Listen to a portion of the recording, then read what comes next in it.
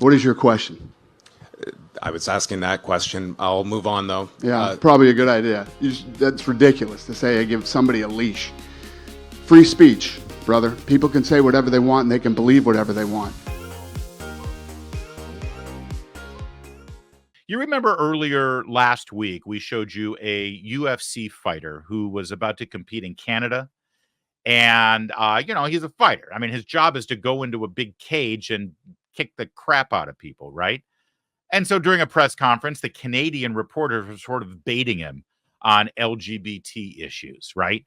Well, after the fight, the person who runs UFC, Dana White, he gave a press conference, and these reporters asked him about the rules involved here with regard to the UFC fighters. Did you ever consider going to those guys and saying, hey, this might be the one time you need to tone it down?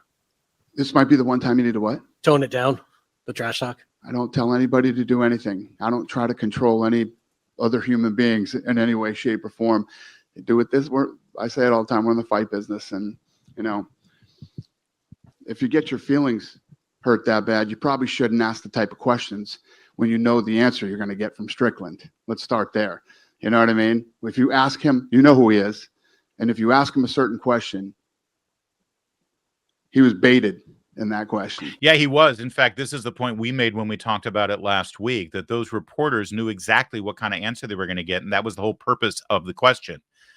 They wanted to get him in trouble. They wanted to get him canceled. They wanted to get rage clicks from it. So they started baiting him and they started pushing him.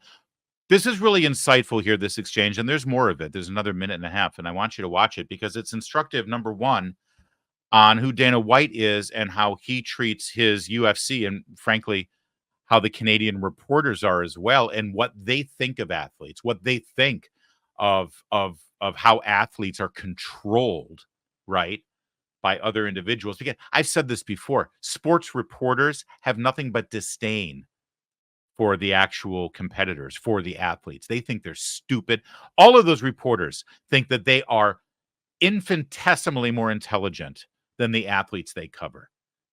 They degrade football players, basketball players. They all think they're stupid, they're morons, they're athletes, and they need the reporters to make them look good, right? They have great disdain for them. It's revealed in these questions because the subtext of every question to Dana White is, why do you let them say these things? Shouldn't you tell them this? Shouldn't you tell them that? They have no respect for them as individuals. They don't respect these athletes as human beings that make their own choices and have their own intelligence to say what they think and feel. So that it's revealing in that realm as well. But the other thing that is super revealing is the built-in assumption from these reporters is that that's how it's done in all the other sports. That the NFL and the NBA and Major League Baseball and the NHL, they do control their athletes. They do lay down the law. They do tell them what they're allowed to say and what they're not allowed to say. Because they treat those athletes as if they were pawns on a board that are there to make money for them and not rock the boat. It is this 2-minute exchange with Dana White at UFC is so revealing about professional sports and about the media that covers it, that it is exquisite for us to have this window into how horrible these individuals are. Not Dana White. He's not. Oh, one other thing that you need to know for subtext. Dana White, last time he was in the headlines, he went out of his way to sign a contract with Bud Light. Despite the fact that Dylan Mulvaney has ruined that brand forever, Dana White, Budweiser walked up and said, well, we want to be your official beer. And then it's like, I don't know. You guys have a bad thing going right now with this whole Dylan Mulvaney. And Budweiser said, well, will that number change your mind? And Dana White said, yeah, give me a Bud. So he's already bent over backwards to help rehabilitate the Dylan Mulvaney spoiled trans beer, Bud Light. And yet look at how these athletes treat him. These reporters treat him. Not referring to that question. Just, Strickland got a little. I know what you're saying. Okay. I know what you asked me. It is what it is. It's the fight business, man. Dana, I just want to go back. You were talking about, like, you obviously give a long leash to your fighters about, what they can say when they are up there with a UFC microphone, and you are getting into territory of homophobia, transphobia? Like, is there? I don't give anybody a leash. Well, I'm saying you. A leash? Like Free speech. When- Control what people say. Going to tell people what to believe. Going to tell people. I don't tell any other human being what to say, what to think, and there's no leashes on any of them. What is your question?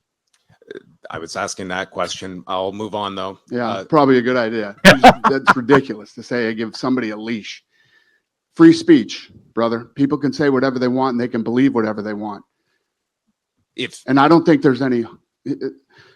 We had two gay women who fought in the co-main event.